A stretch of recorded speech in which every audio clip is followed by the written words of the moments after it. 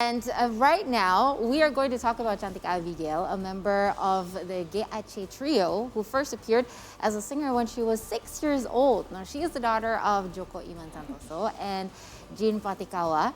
Despite of her fame as a member of Geache, she is set to be performing as a solo singer now, and this July 15th in her Odd to Blue showcase. Now, let's see the story.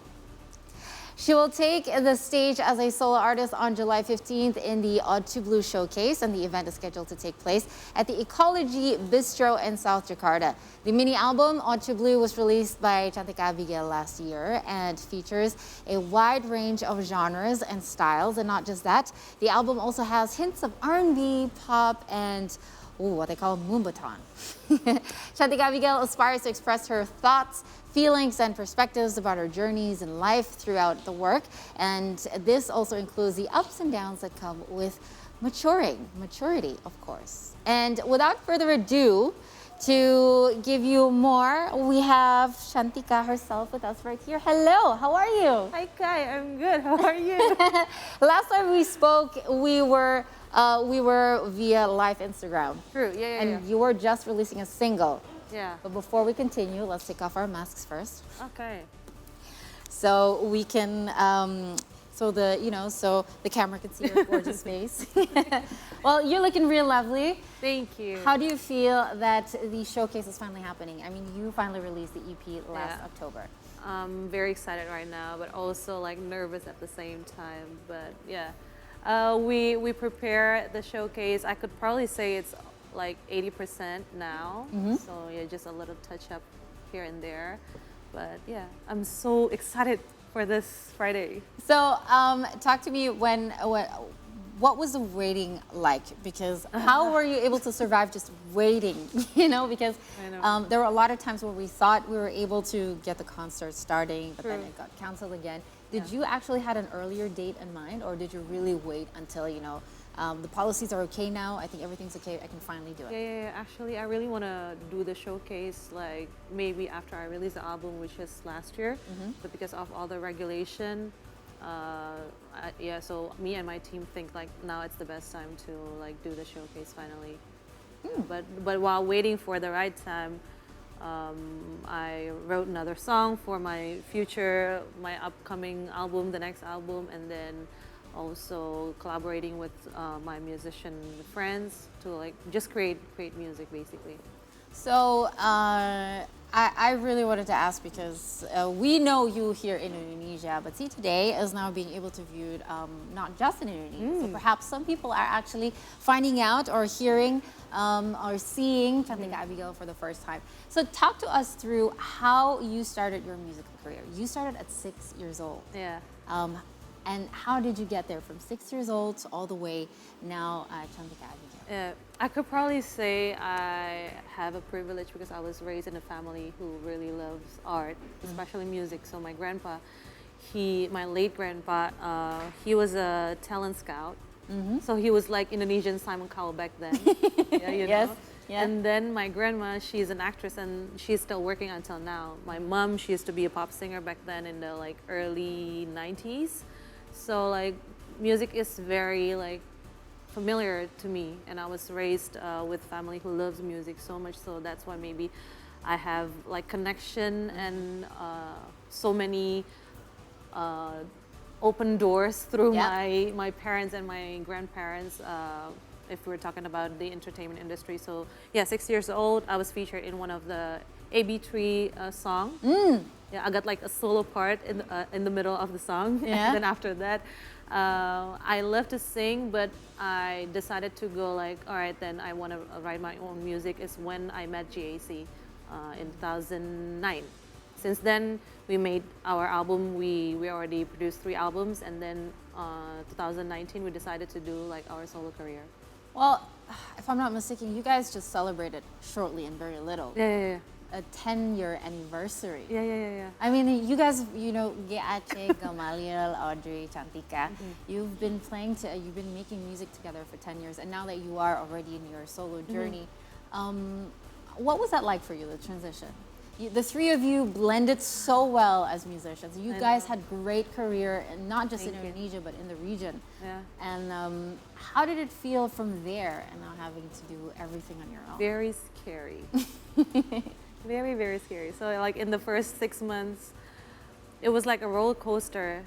There are times I was riding my car, and suddenly I just like got panic attack in the middle of the traffic. I called my mom. I was like, I don't think I can make it as a solo artist, la la la. And she was like, no, just relax, just try new things. It's good for you, and especially GAC is not going like, we're not separating, but we're just taking our break. Like BTS. So, yeah, true. Like BTS. So yeah, it was scary, but it's exciting at the same time because I try to like work with new team also, and that's why I was like, oh, this is actually nice because I got to see other musician and then to meet new team, and maybe that's the new idea that I can bring back when GAC is going to do our reunion in the future. Well, one thing I need to ask though, do you think that the pandemic made it slightly easier for you to plan out and start your solo career? Because perhaps you had more time to think and really reflect. Yeah. And, Yes and no. oh, Yeah. talk to me why yes and why no. The yes part is because I got a lot of time to really like look back at what I've written, and then if I want to make changes, I still got time. But the no part is because especially during like the first period of the pandemic, I cannot really meet my producer, and it's very sensitive to like even ask can we meet at your studio. It's something that is so that's why many plans and the first year got postponed just because of the pandemic. So yeah, it's a yes and no answer to that question. So talk to us about your first EP that you finally released late last year. How was the journey building up to that EP, and what do you think is the highlight of that EP for you? What does it mean to you? It's like it feels like I just gave a part of my life and be very vulnerable because I wrote all the songs by myself, and basically I just want to share how it feels to be a woman. I just turned 29, and like I have lots of questions about life, about love, about things that usually we face as a woman, because there are so many boundaries, there are so many like standards that we have to do in our life in order to fit into the society. But I feel like I just want to like share and encourage women out there to take the freedom and use it like to express yourself, express your emotion, and that's fine. That's normal, because like some of the topics that I've written in my album, there are some topics that I feel like not a lot of female singer-songwriters have written those topics, especially here in Indo. Like it's very, if we listen to female artists, they wrote music about love, and usually it's just about the falling in love part and the breakup part, but like not in the middle, like when you want to show love to your man, or like when you want to show affection and all those stuff, like maybe it's very, you can say it's very intimate and sexy, but that's how I feel like how I live my life now as a 29, 28-year-old woman. So yeah, I just want to share some question and answers that I figure out along the way, like especially this past 2 years. Well, I think that's a really, really important part about just the journey of finding yourself as a woman, right? I've been listening to it. I remember when it first came out, and I've been listening to it, and I felt like, wow, girl, that's like. But I loved it because, as you know, not a lot of people dare to talk about it here, because a lot of women feel like they have to be very reserved about the things that they say, and I love how bold it is. But because it's so bold, blue is less of a bold color. Yeah. So why did you name the EP Odd to Okay. Blue actually represents water, because I spent my last 2 years in Bali. During pandemic, I chose to stay in Bali for those period of time. and it's just my way of like saying thank you to the ocean, to the beach, for being the safest place for me to like, you know, reflecting and writing songs, because I spend most of my mornings when I was in Bali, I went to the beach and just Yeah, write there's down. something Yeah, new about Yeah. the way, the process of it, right? yeah. And I'm a Cancerian, so my element is water. That's right. That's also true. Very, yeah. That's right. That's right. Very swirly and deep down in the emotion. The blue is a very emotional color, and a lot of people think it's too cool, but actually, you know, water is a very emotional color, and it's on its own, you know. Yeah. But as I said before, well, I was listening to your EP. It has 5 songs, but there is a particular transition during the song, right? Yeah. It was the second and third song, if I'm mistaken. Yeah. TLC to Your loss. Yeah. It's a little bit special, Yeah. different.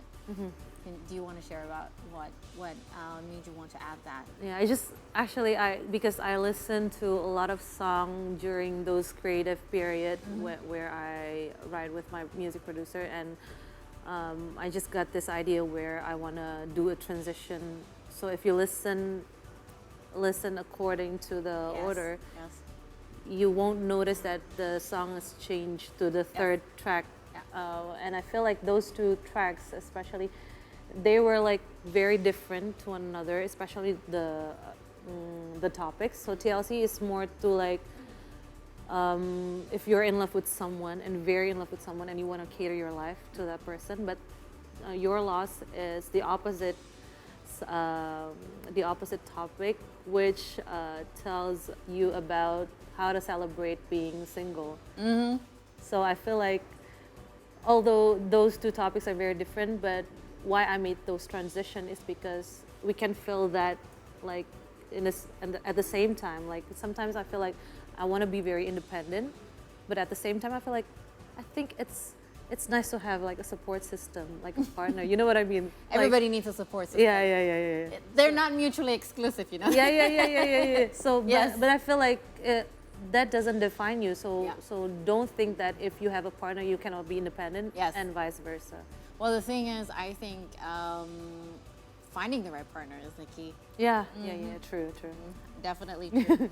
But that brings me to the next question, though, because a lot of people, the culture of listening to music has become so random and so shuffled, you know what I mean? And I always appreciate an album with good transitions, because all my favorite albums are actually albums with transitions, and I really think it's your loss if you do not listen to albums at least once without shuffle. Yes, please. Because, you know, there is a reason why artists place a song in their certain tracks. It's not just randomly you push in, this is track number 1. You really also... And it's not easy, yeah. Exactly. You also choose a transition, so appreciate the transitions. It's your please. loss. Well, the Ode to the Blue Showcase, let's talk about that, is set to take place on July 15th, which is this week. Other than finally getting to do that, what are the things that you're looking forward to do? I just want to make an intimate showcase. I just want to like be very vulnerable, not just through my music, but through a performance. Yeah. So that's why I want to make this showcase. And it's been like, I don't know, so almost 1 year since the album was released, and I cannot do any showcase. So I think now it's the right time. I really want to be intimate, and maybe it's a way to say thanks to all the people who supports me. So that's why I want to do this, and maybe after this I'm gonna release another album. Ooh. Yeah. Well, you know, do you think it's going to be very refreshing because you are used to performing for big crowds? Yeah. And do you look forward to, you know, the different experience you get when you're actually being more intimate with your crowd? Yeah.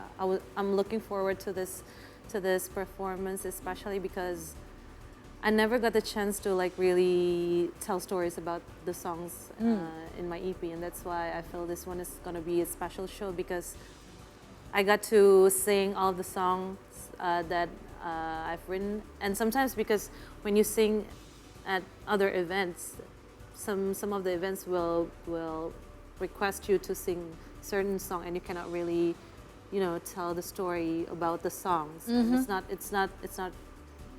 I think like this showcase is very personal, so that's why I was very happy, and I'm looking towards it, and yeah, cannot wait to share my story and be blunt and spill all the tea. Well, you know what?